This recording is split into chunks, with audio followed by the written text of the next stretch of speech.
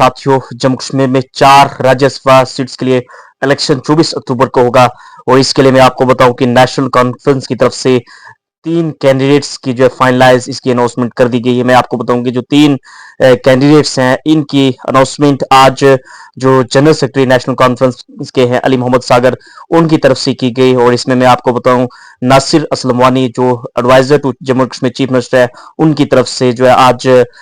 जो राज्यसभा के 4 सीट्स हैं उसमें से 3 के जो कैंडिडेट्स हैं उसकी अनाउंसमेंट कर दी गई। मैं आपको बताऊं कि जो राज्यसभा में 24 अक्टूबर को जो इलेक्शन होना है जिसकी पोल्स होंगे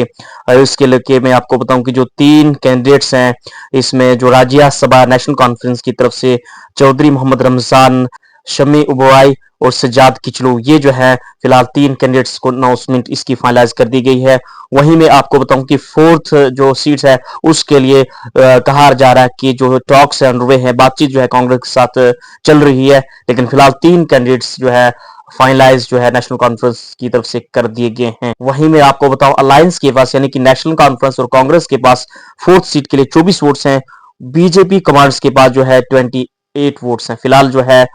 3 सीट्स पे जो है नेशनल कॉन्फ्रेंस की जो है